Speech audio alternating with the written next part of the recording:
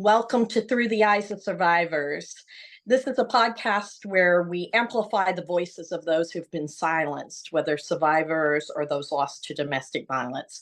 My name is Tara, and I'm here to take you on a journey. And we're going to listen and learn and heal in our podcast today. Now, each episode, we're going to sit down and listen to brave individuals who have navigated their journey through domestic violence and emerged stronger for it. Their stories are here to inspire you and help us understand through the complexities and what domestic violence really entails. So this podcast isn't just about stories, it's a call to action.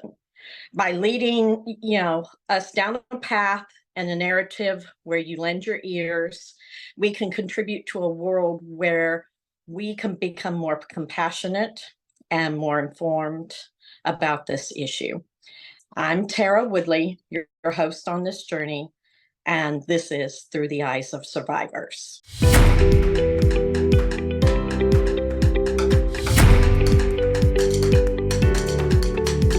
So welcome to this episode of Through the Eyes of Survivors. I'd like to introduce you to someone that I have gotten to know, and she's just an absolutely wonderful person to talk with and everything. This is Patricia Fowler, and the organization she's with is Pure Hearts Restored, Inc.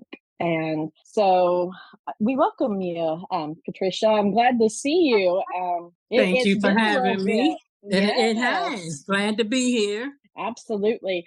So why don't you tell our audience just a little bit about yourself, like your story as a survivor? Okay. Long story short, Right. I was married young. You know, you're young, you find this guy, you think you're head over heels in love, don't have no clue about love or marriage at the time.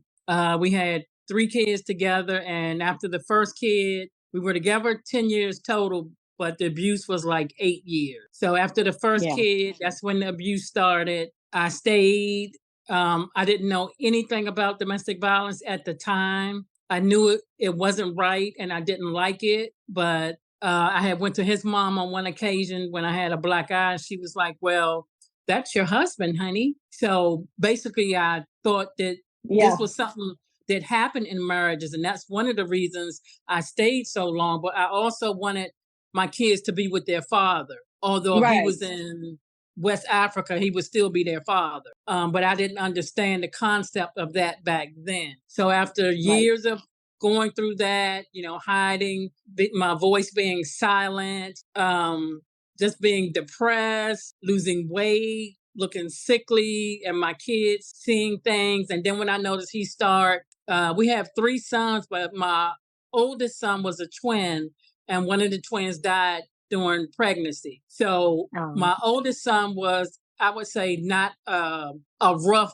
little boy. My middle son was rough. So he used to pit them against each other, which I didn't like, trying to make the older one tough. I guess he was like feeling an emotional detachment from the twin or whatever. But when I noticed, when we had an argument one time and it got bad, it was physical, I called the police and I was able to give them my address and tell them what was going on. But he yanked the phone out the wall and the police never called back. The kids play on the phone, dial 911. They call back, hey, this is 911. Is everything okay? Or they will come out. They did neither. And then the next time we had a physical altercation, he had like choked me up against the wall and I didn't know what to do. The only way I was able to get away is that he had a surgery in his abdomen and I hit him there and that was able to get me away. And then after that, it went on for some years, abuse, whatever. It was in public, at home, in the streets. He's even come to my job a couple of times. So one day I came home from work and he used to monitor everything I did. Or even if I went to the store, he would send the kids to then question them, did she talk to anybody, any men specifically, or did she talk to anybody? One day I came home from work, he wasn't there. I grabbed my 3 boys and went to my mom. And at that point, I hadn't even talked to my mom in 2 years because he had isolated me from her, but she took us in. So that's how I ended Right. up getting out. Mm. Yeah. Oh my goodness. Yeah. So it definitely sounds like it was something generational on his side of the family with the attitude his mother had then. It actually was, which I didn't know until after I was separated from him. I found out that his mom went through it and she didn't know what to do. She stayed with his dad. She did leave him Mhm. at one time, but she got back with him and stayed with him until he died a few years ago. So I'm thinking Right. that's what he saw growing up. He was the only boy. He had 4 sisters, watching his mom and dad go through it, and his mom stayed. So I'm thinking he figured that's what he's supposed to do. Yeah, absolutely. So, you said it didn't happen till after your first child was born, is that correct? Is that what you were Yes. saying? Yes. The You first say 2 years we were dating. It was like the perfect man. Like, he didn't curse. He used to bring me flowers every week, try to give me money. And I'm like, I have my own job. I'm not one of those type of women.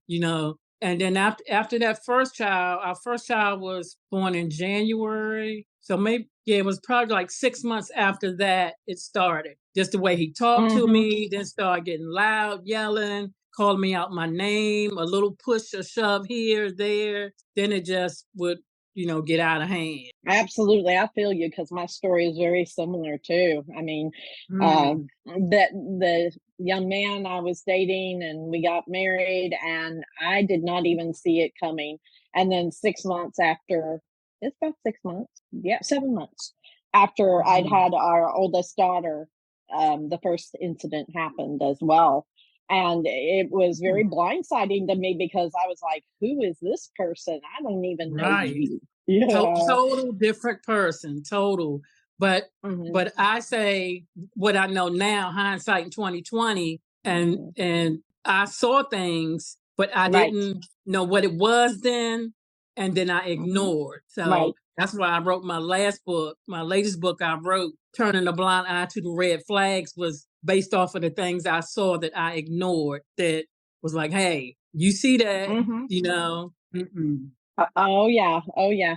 Yeah, I had the same thing, and, it just was, and then I was perpetuating, and I imagine you did the same thing. I mean, hi his mother was, similar. I don't know that his dad abused her, I don't think he did, Mhm. but she was very, accommodating. She stuck by her son a lot, Mhm. in what was Absolutely. going on. And so we were in that kind of a cycle as well, but it put me in a, I don't know, my head just did not wrap around it to the point of, like, I kept rationalizing, like, I know, like, I can this somehow back to where it was before because this is not the same person. I could not for a long time rationalize that this was actually the real him.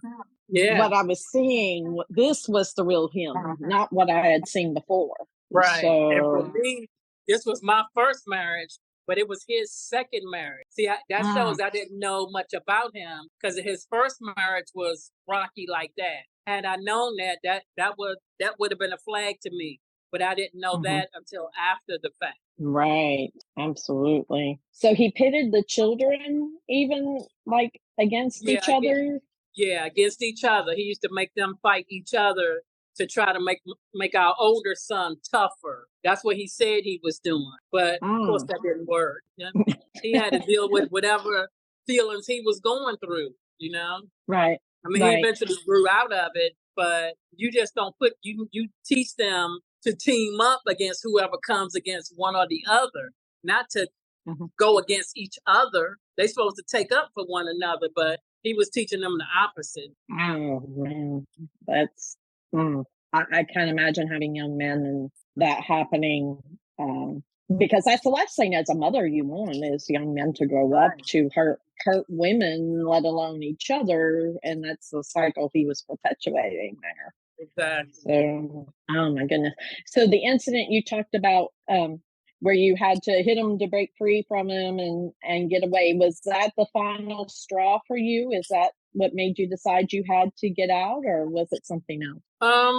That I think that was the final physical one, but it just got to a Mhm. point where I realized that either probably he was going to kill me or I was going to end up killing him to protect myself. And then I was like, what's going to happen to my kids? His family didn't Right. really like me, and I didn't know who was going to take care of my kids. I mean, my mom was still living then. She would have done it, but that would have been a lot on her. Because I also had a daughter Mhm. that was the oldest. When I met him, my daughter was 1. So I had 4 Mhm. kids. And I'm like, if something happened to me, who's going to take care of them? That's all I kept thinking about. And I just, when I saw a picture of myself in probably was 1997, and I was probably a size 4. I Mhm. remember I was probably weighing about 90 pounds, and I thought I was looking so good to have had kids. And I'm like, oh, Mhm. I'm so slim, and waist was like this big, but my hair had broke off so bad.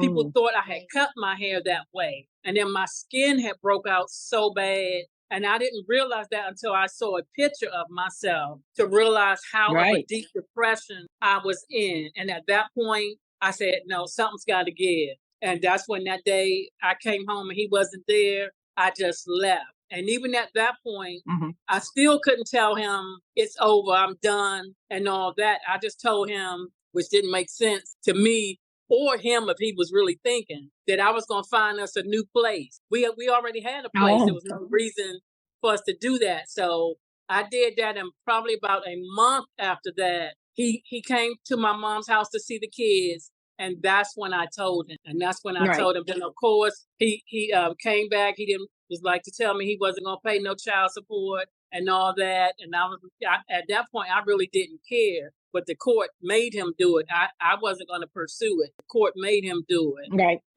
And then, so when I left him, my sons were 1, 3, and 5. When we saw him again, it was in court, and they were 16, 18, and 20. Oh. Yeah. Yeah, so he just totally took off and didn't associate with the children afterward, period? Yeah. Period. That was At probably the best all. thing for them. At Mhm. all. At all. Nor his family. And his family knew where I was. I worked right across close to where his family lived. They knew where I was, how to get in contact with me, but I wasn't going to take them to them. Like, if y'all want to see them, you can Mhm. call me or whatever, arrange it. But I wasn't making an effort for their sake.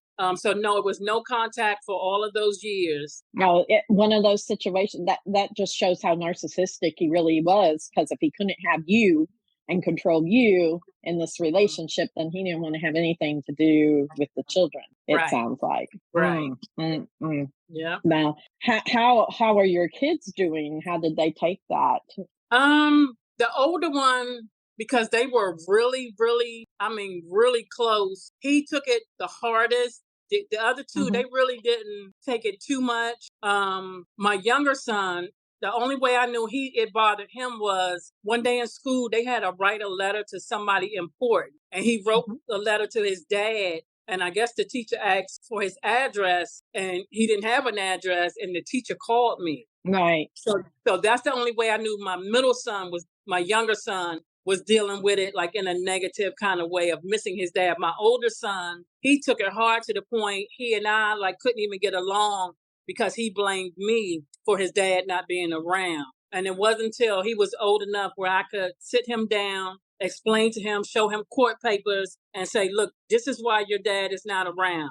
I've never stopped him from seeing y'all. It's his choice. And then Mhm. one year I found out that he was in jail. I wrote him a letter and sent him pictures of the boys, not asking for anything, just so here's a picture so you can see your boys. And that was it. He never responded to it. Although years later, when we had a face-to-face forgiveness conversation, he said he didn't know what to say. So that's why he didn't Right. respond at all. But it Right. affected them in a really bad way. My oldest son had a bad temper, like you. I mean, I couldn't even call his name if I was just like calling him to say, we call him Pee Wee, to say, take out the trash. It would be an argument. It was like he went from like 0 to 60 and with no problem. But years of counseling for him and Mhm. I, and then him seeing me in a car accident, really brought him close to me. Right. So, I mean, it took a long, long, long time. And now he's like very protective of me now. Very protective. Right. Absolutely. So you and the family started this healing journey. And so when did your healing journey start to convert over to advocacy? What brought that about? So my healing journey was probably about 12 years long. And in 2014, the church I was attending, they knew I was a survivor of domestic violence, and they asked me to speak for Domestic Violence Awareness Month. And that was the Mhm.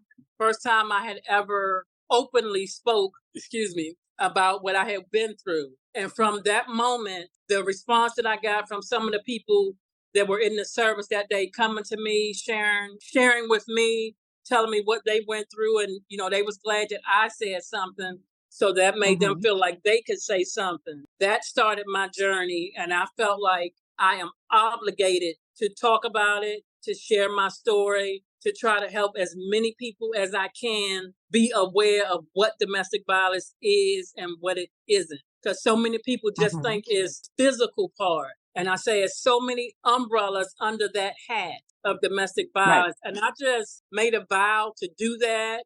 And then I started taking trainings. I actually got trained out here where I live in Virginia with the county to be a certified victims advocate. I take trainings with all the different agencies. I just took the training that Prince George's County, Maryland had for the first domestic violence conference through the sheriff's office and got certified with that. And then I started my LLC business, Pure Heart Advocacy and Awareness, to just that, bring awareness. I started teaching workshops, hosting trainings, or just start going on my social media and talking about it. Just talking about Right. it, in hopes people will ask me questions or, what is this? What is that? Who do you call? Things like that. Put the resources out there. And then I recently started my nonprofit, Pure Hearts Restored, Broken No More, to really help people, Right. even homeless people under that. Now that I'm seeing, because I think a lot of them deal with domestic violence in some aspect, and we don't know about it. Because of course they're homeless, Yes. they're not gonna tell you their story. But I just look to really do that. Like I do fundraising for the shelters. I'm actually working on Mhm. a project now. I'm doing what I call them blessed bags, but I'm putting together Oh, bags. yeah. Yeah, just like washcloth, soap, deodorant, toothpaste, hygiene products, Mhm. Yes, the deodorant, things like shelters. that. Yeah. Yeah, the So I'm shelters always need that. So, yes, Yeah, and absolutely. then I'm just gonna ride around. I'm doing it for a few weeks. Then I'm just going. It's a lot of homeless around here that stay in certain places, so I'm gonna ride around and give them out there as well. Wow, that's powerful. Amen. I tell you what, it sounds like to me from your story, it's really like God called you to be at that place and that church, and then He gave you a mission, and now you're just running with it. That's just amazing. It is, and sometimes So, I say to myself sometimes people can be funny, but I always remind myself that when I'm sharing my story, and even if someone's heard it before, that I have to keep mhm, sharing it. I have to keep sharing it because when I yes. get in those moments where I'm like, okay, maybe I feel like I'm not doing nothing. Maybe this is not what I'm supposed to be doing. And right at that moment, somebody will message me. Make sure to click the subscribe button so you will get notifications of each episode as it premieres. And hopefully, we will see you again in our next episode. And the name Pure Heart actually started from in that church that I was in at the time. One Sunday, the pastor did an altar call, and he prayed over me, and he said, "I see you." He saw me working hard, and he said, "I see that you have a pure heart." And that has stuck with me. I had started the Pure Heart Singles Ministry. Everything that pure heart is going to stick with me, like because it's so true for me, and it's just, I want to help people so much and so bad. But of course, while I'm Mhm. still on my 9 to 5, it's a lot that I can't do because it conflicts with my job. but I'm lining things up to be able to, when I come off my job in 708 days, to be able to do Yeah. more things that I want to do. But I really know that this is what God wants me to do. I really do. And even sometimes I remind myself I'm doing it for an audience of one, not people. I got to Hmm. remember it's for God. And he's telling me if it's in you, you give it out. What they do with it, that's not up to you. So that's what Right. I tell myself when I post stuff, when I'm doing social media live videos and things like that. Somebody's going to get what they need from it. Everybody's not going to get it. Everybody's not going to like it or agree, but I continue to do what I am told to do. And I'm going to Absolutely. continue to until I'm silent. Amen, sister. Amen. I'm right there with you. Oh my goodness. So what do you see in the future for your organization? One of my ultimate goal is I really want to have a transitional house for women and children. I Mhm. really want to do that because out here where I live, we have one shelter and one safe house. Yeah. And I've come across people that have been homeless, and it may not be related to domestic violence, but they have nowhere to go. And then a lot of people don't want to take the time to sit on the phone and go through intake, and wait 24 or 48 hours to get in somewhere. Even if I had Right. something where I could put people up in the hotel for a few nights, like that's something that Kathy does. If she gets somebody, her organization can put them up for a few nights. But that's something I want to do and just continue to be active. Coming up for this year, so I have a new anthology book coming out that I'm a part of. Mhm. I'm part of a domestic violence walk that's going to take place in DC on Capitol Hill. I'm teaching a class from one of my books, and I'm teaching a workshop at a church from one of my books. So just staying active, not only in October, but all year round, all year round. Just continue to stay active, sharing, teaching, and speaking, or wherever Absolutely. God leads me, wherever He leads me to. Yes, yes, it's powerful. People don't understand how one person can make that kind of difference, especially when, you have that calling. Yeah, When God is the thing that drives this for you, that's more powerful than any backing or grant or donation you can ever get because it propels you into a work of, helping to show the kind of love out there that people should see and experience that reflect, what our creator has designed for us. So, right. um, And just for people to hear conversations about domestic violence, a pastor that I work with, she sponsors my business. So I like go there once a month and speak at her church. She connected with somebody that's on a radio show. And yesterday I did a pre-recorded live radio interview show type thing. And mhm, it was funny because as she was recording, it was about 4 or 5 things that interrupted it, and she had to start over because she was like, mhm, her system can pick up any little noise. Like she said, if you move a piece of paper, the sound system picks it up. So we started right. over like 4 or 5 times. She was like, this must gonna be good because the enemy is trying to stop us from doing this. And so at one point, I thought she got a little like irritated, but she didn't. And then so we prayed, and then we kept going. And when we finished that taping, probably was like 90 minutes. She was like, "Oh my God, you gave out Mhm. so much information." So it actually airs this Saturday worldwide. It's called World Gospel Radio. It airs this Okay. Saturday. She does every fourth Saturday is their domestic violence topic. But it was really Oh, good. But okay. yeah, she does like each weekend they have different topics that they speak on. But every fourth Mhm, Saturday, which I didn't know this till yesterday, because I know one of the owners of the radio station. I went to Bible college under him, but I didn't know mhm. they had different segments that they teach. But it was just amazing. But then you realize when somebody hears something that they didn't know, and it could really be something for me, something as simple. I remember last year, October, I spoke to a lady and she said she had never heard of Domestic Violence Awareness Month. And I was like, Oh, wow, wow. you never, she said she had never heard of it. Hmm. So I'm like, that's why we have to keep talking and putting the information out there because some people just don't know. But I mean, I seem shocked, but when I was going through it, I had no clue. I Right. had no clue. I didn't even know it had a name when I was going through it. I mean, I knew it wasn't Yeah. right, and I don't think this was supposed to be happening, but I didn't know it had a name. I didn't know it had signs. I didn't know there was things I could do or that Hmm. I could say things against it. So it's for me, it's important to let other people know you have a voice. Yes, you Right. might end up being a single mom with kids, but guess what? So was I with 4 kids, 2 on this hip, 2 on that hip. But guess what? We made it.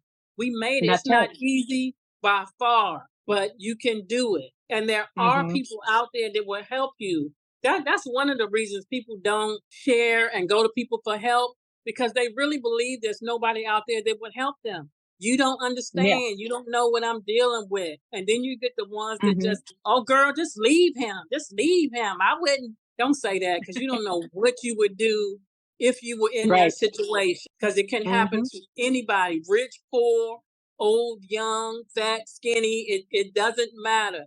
No one is exempt from domestic violence. That's what people don't Hmm. understand. No one is exempt. No, no, no, they're not. And absolutely. So if anyone's listening to us now, I know that we have a big following, as far as like survivors and stuff. But let's say somebody's listening to our conversation and they're in a relationship and they're kind of like, well, I'm not sure if my relationship is abusive or not. Because, see, that's part of what you and I kind of went through.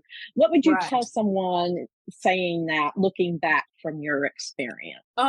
I would tell them one, in today's world, Google is your friend. You can go to the internet to find out anything, anything. Go to the internet and Google what is domestic violence. And it's going to tell you.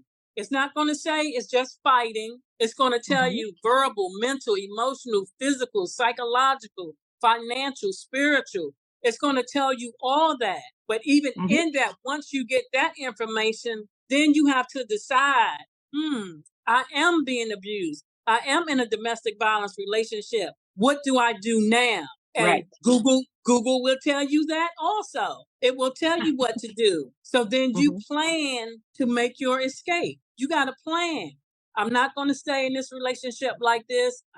I'm worth more than that.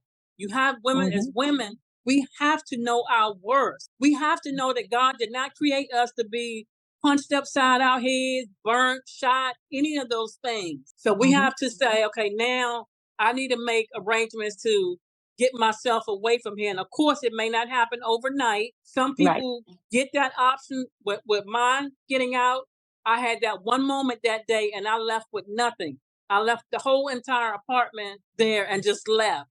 And I basically started Hmm. over again from scratch. Sometimes that's what you have to do. Hmm. So you find out, you get a bag of clothes. I tell people you get a prepaid debit card and start putting money on it. So when you do get away, you have some money for a hotel or apartment or what have you. Get copies of all your important documents, your kids' Hmm. documents, medical records, school records, birth certificates, social security cards, your driver's license. Get a P.O. box for your mail. Because once you leave and you got mail coming, he's not going to let you get the mail. Change your Right. address and have your mail going to a P.O. box. And then you confide in one or two people that you are planning to leave. So when you get ready to leave, you have support. Because Hmm. if I was going to leave, where was I going to go with 4 kids? Nobody Right. was going to take me in. Nobody. I didn't have no money. I was working at the time.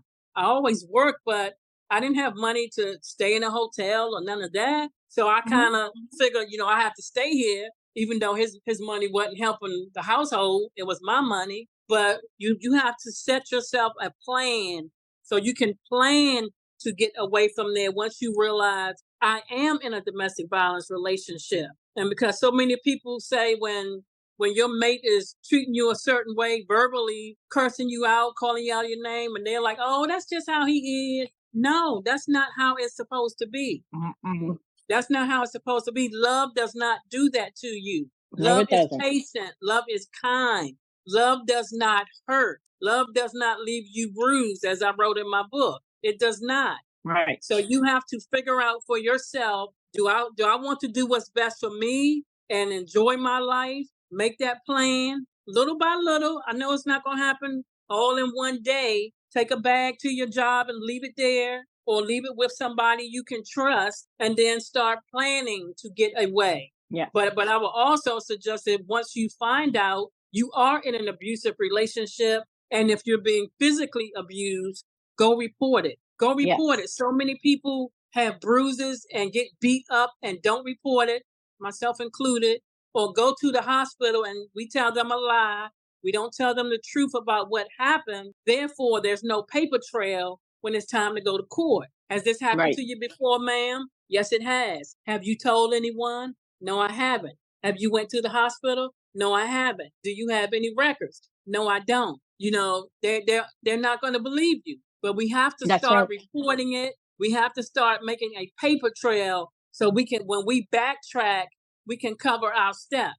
That's right. Absolutely. Great advice. So tell us the name of that book again, the one you just referenced. Turning a Blind Eye to the Red Flag. Awesome. Well, is there anything else, Patricia, you'd like to say before we go? I would just like to say to anybody who may be going through an abusive relationship or think you are, find out if you are, and if you are, start planning to get out of it, because your life is more important than that, and you're worth more than that. And know that there are people out here that will genuinely help you to get to a safe place to be healthy and whole again.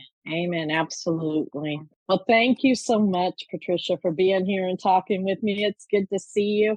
Everybody, please check in the descriptions. There will be links to Patricia's organization and her book. And we'll see you next time on Through the Eyes of Survivors. Thank you. Thank you for joining us today in this episode of Through the Eyes of Survivors. To continue supporting survivors and joining us in the fight against domestic violence, visit our website at www.breakthesilencegv.org.